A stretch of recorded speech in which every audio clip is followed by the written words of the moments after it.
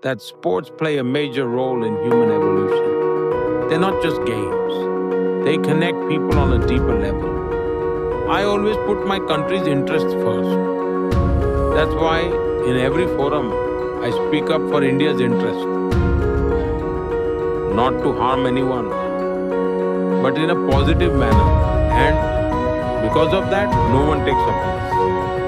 After all, the people of India have given me this responsibility. For me, my nation is my high command, and I will always honor their will.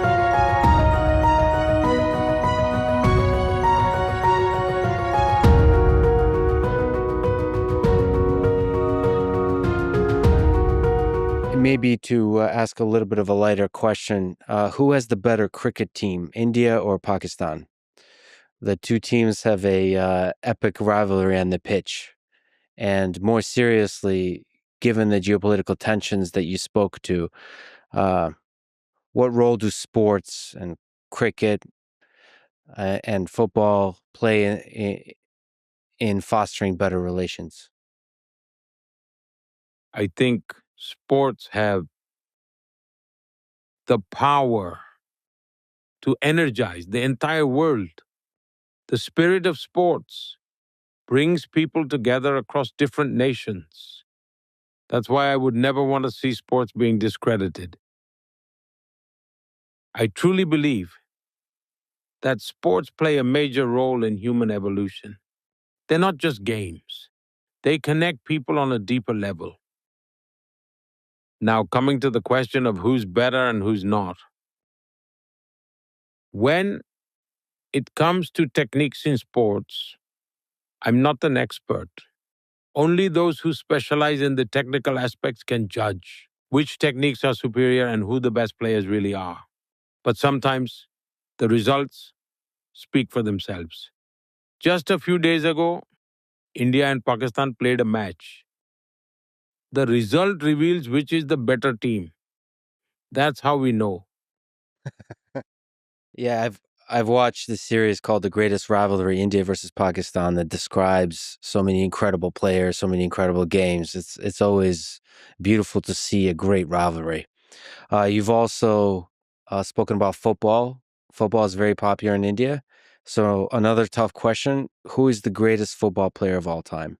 We got Messi, Pele, Maradona, Cristiano Ronaldo, Zidane. Who do you think is the greatest football player to have ever played? It's absolutely true that many regions in India have a strong football culture. Our women's football team is performing really well, and the men's team is also making great progress.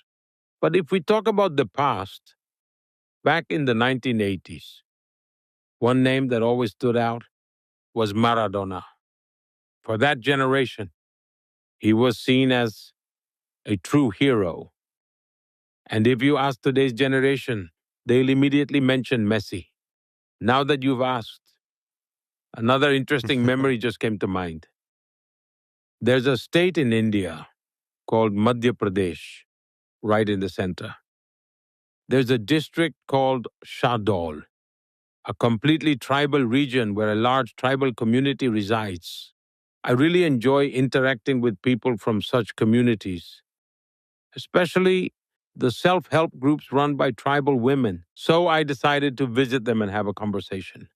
But when I got there, I noticed something fascinating. Around 80 to 100 young boys, kids, and even some older youth, all dressed in sports uniforms, standing together. Naturally, I walked over to them. So I asked them, "Where are you all from?" And they replied, "We're from Mini Brazil." I was surprised and said, "What do you mean by Mini Brazil?" They said, "That's what people call our village." Curious, I asked, "Why do they call it Mini Brazil?"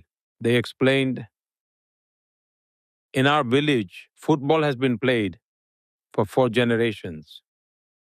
Nearly 80 national level players have come from here. Our entire village is dedicated to football." They also told me when we host our annual football match, nearly 20 to 25,000 spectators come from nearby villages to watch. I see the growing craze for football in India these days as a positive sign because it not only fuels passion, but also builds true team spirit. Yeah, football is one of the great sports that unites not just India, the whole world. And that just shows the power of what sport can do. You recently visited the United States and reinvigorated your friendship with Donald Trump. What do you like about Donald Trump as a friend, as a leader? I'd like to share with you an event that stands out in my memory. Perhaps from that, you'll get a better understanding of the point I'm trying to convey. For example, we had an event in Houston. Howdy Modi.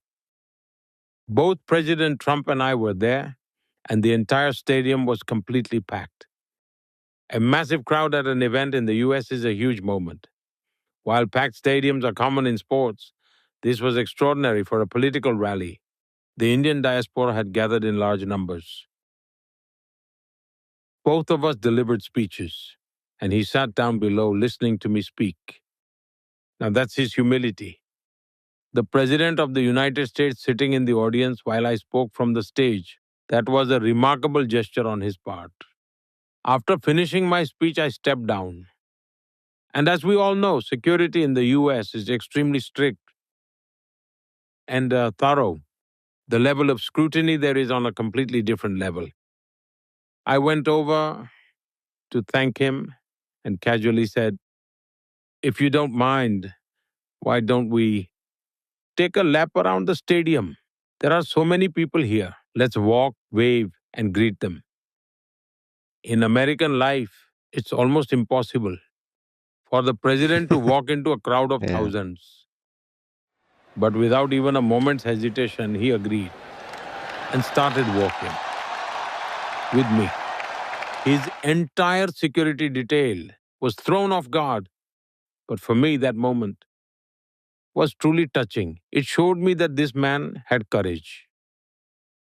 He makes his own decisions, but also he trusted me and my lead in that moment enough to have walked with me into the crowd. It was that sense of mutual trust, a strong bond between us that I truly witnessed on that day. And the way I saw President Trump that day, walking into a crowd of thousands without even asking security, was truly amazing. And if you watch the video now, you'll be amazed. When he was shot during the recent campaign, I saw the same resilient and determined President Trump, the one who walked hand in hand with me in that stadium. Even after being shot, he remained unwaveringly dedicated to America. His life was for his nation. His reflection showed his America First spirit, just as I believe in nation first. I stand for India first. And that's why we connect so well. These are the things that truly resonate. And I believe that across the world, politicians are covered so much by the media that people mostly perceive each other through its lens. People rarely get the chance to truly meet or personally know one another. And perhaps third party intervention is the real cause of tensions. When I visited him in the White House for the first time, there was already a lot written about President Trump in the media. At that time, he was still new to office, and the world had a rather different perception of him. Even I had been briefed in many different ways before meeting him. But to my surprise, the very moment I stepped into the White House, he broke all formal protocols right away. And then he personally took me on a tour of the White House. As he showed me around, I noticed something striking. He wasn't holding any notes or cue cards, nor was anyone accompanying him to assist. He pointed things out himself. "This is where Abraham Lincoln lived," he said. He even explained why the courtroom was designed so long. He would point at the table and tell me which president signed here and on what date. I found that incredibly impressive. It showed how much he honored the presidency and how respectful and deeply connected he was to America's history. I could feel that. And he spoke to me freely, discussing many things openly. That was my experience from our first meeting. Later, when his first term ended and President Biden won, 4 years passed. But during that time, whenever someone we both knew met him, and this must have happened dozens of times, he would say, Modi is my friend, convey my regards. That kind of gesture is rare. Mm. Even though we didn't meet physically for years, our direct and indirect communication, our closeness, and the trust between us remained unshaken. He said that you're a much tougher, much better negotiator than he is. He said this recently when you visited. What do you think of him as a negotiator? And what do you think he meant about you being a great negotiator? Now, that's not something I can comment on, since it's his graciousness and humility. It is very kind of him that he openly appreciates me on various occasions and in different contexts. But about negotiation, I always put my country's interests first. That's why in every forum, I speak up for India's interest, not to harm anyone, but in a positive manner. And because of that, no one takes offense. People know that if Modi is present, he will strongly advocate for these things. After all, the people of India have given me this responsibility. For me, my nation is my high command, and I will always honor their will. You've also had a bunch of productive meetings with several other folks on your visit to the United States: Elon Musk, J.D. Vance, Tulsi Gabbard, Vivek Ramaswamy. What are some things that stood out from those meetings? Maybe key takeaways, key memories. Look, I can say this. I have observed President Trump both during his first term and now in his second run. This time, he seems far more prepared than before. He has a clear roadmap in his mind, with well defined steps, each one designed to lead him toward his goals. I also had the chance to meet members of his team, and I truly believe he has put together a strong, capable group. And with such a strong team, I feel they are fully capable of implementing President Trump's vision based on my interactions with them. I met several people: Tulsi Gabbard, Vivek Ramaswamy, Elon Musk. And there was a family like atmosphere. Everyone had come with their families.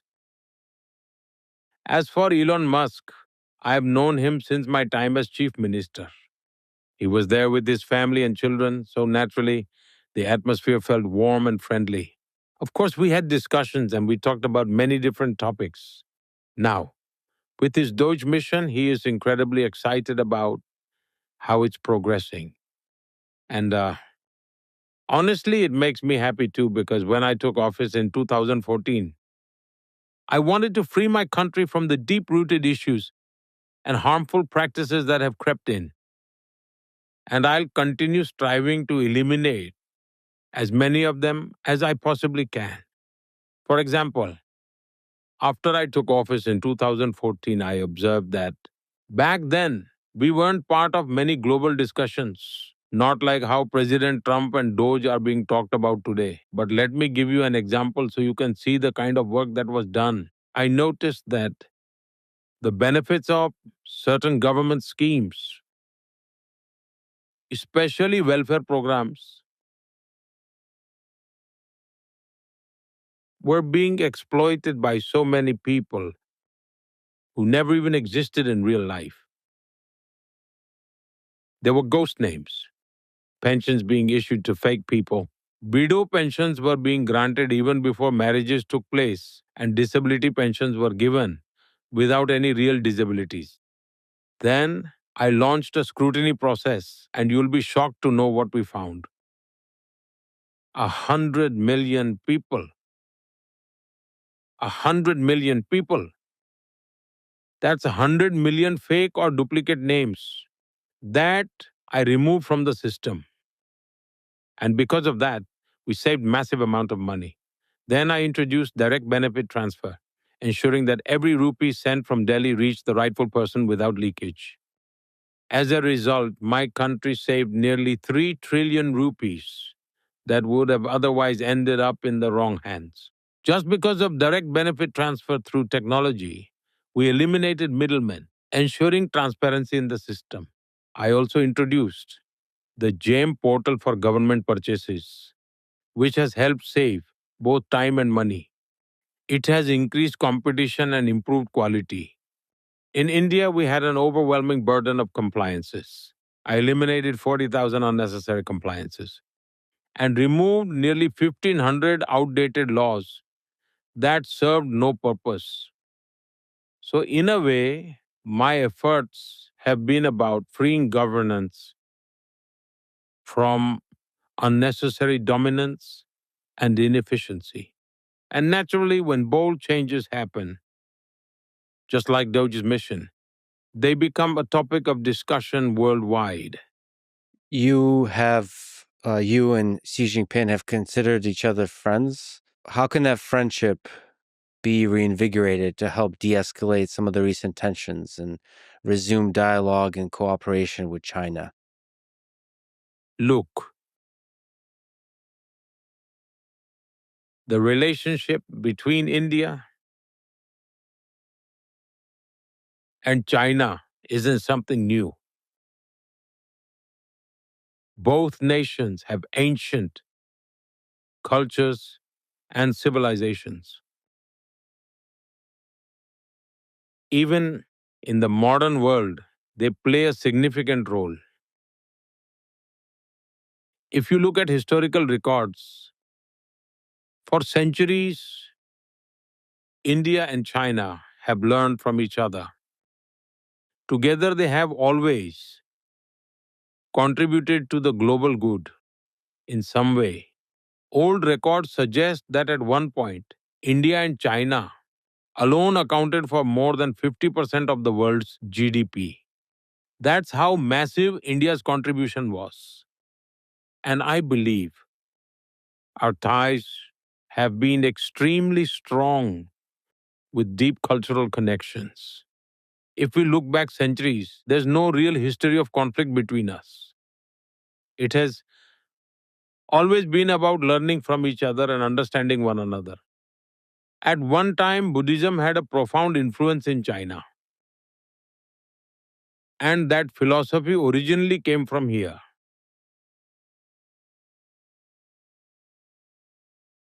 Our relationship should remain just as strong in the future.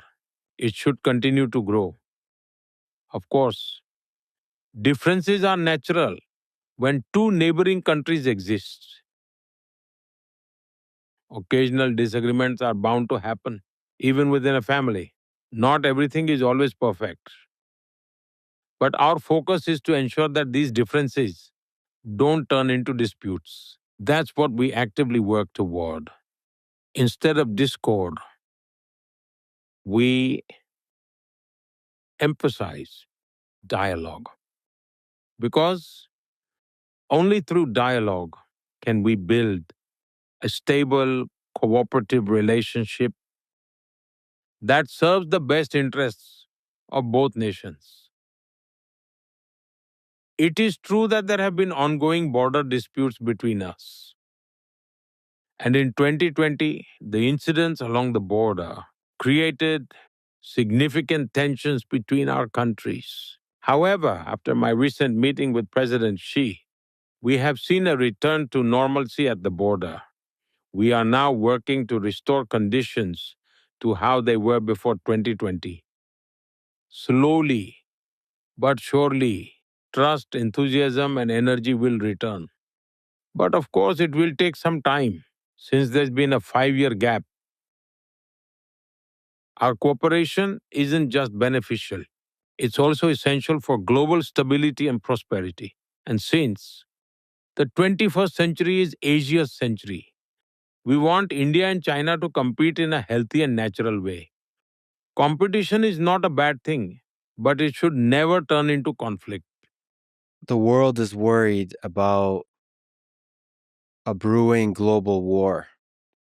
The tensions between China and the United States, in Ukraine, Russia, in Europe, in Israel, the Middle East. What can you say about how we in the 21st century can avoid a global war, avoid an escalation towards more conflict, more war? Look, COVID exposed the limitations of every nation. No matter how much we consider ourselves as a great nation, no matter how progressive we think we are, or how scientifically advanced we believe we've become, everyone has their own way of looking at things. In the end, we all found ourselves on the same ground. Every country in the world faced this reality. At that time, it felt like the world would learn from it,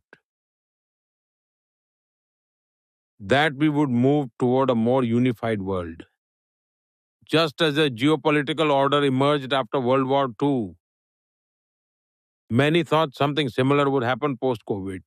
But unfortunately, instead of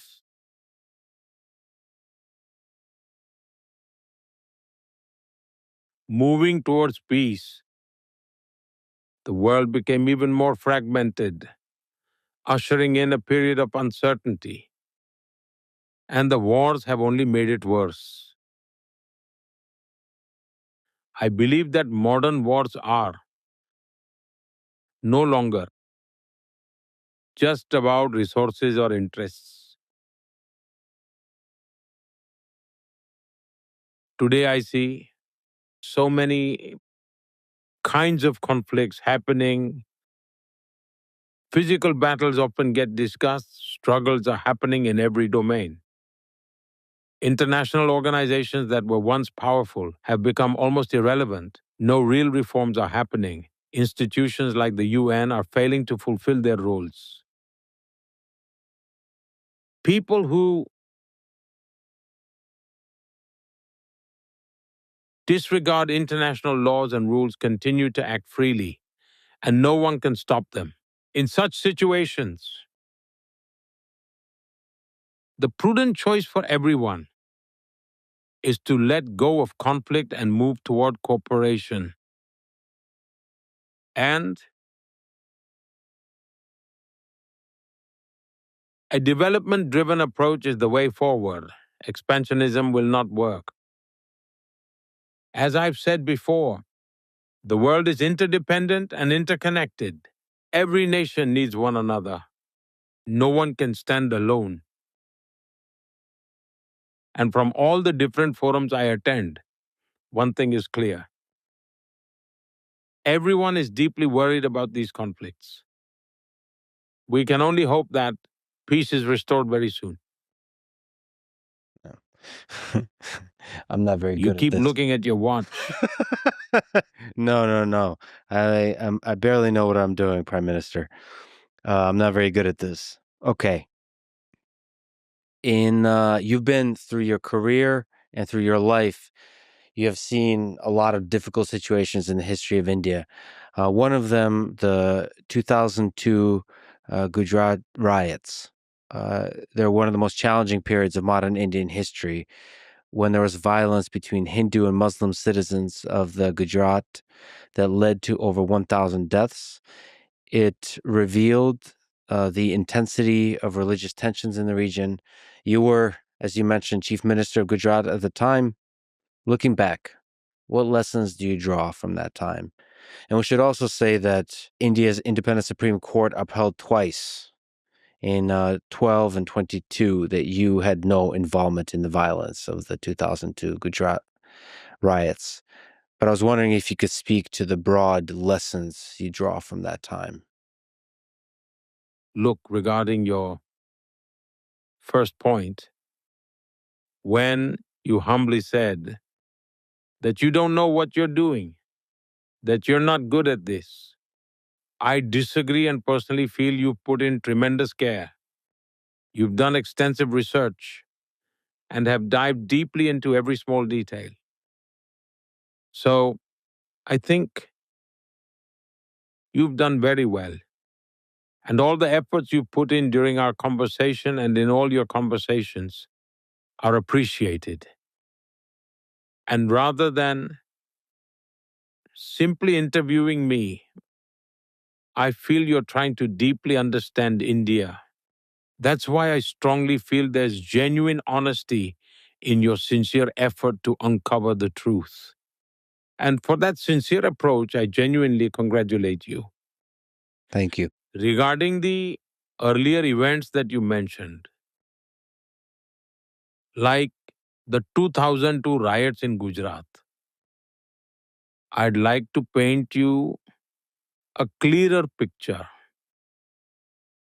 of the 12 to 15 months leading up to that so you can fully understand the atmosphere of that time. For instance, take December 24, 1999,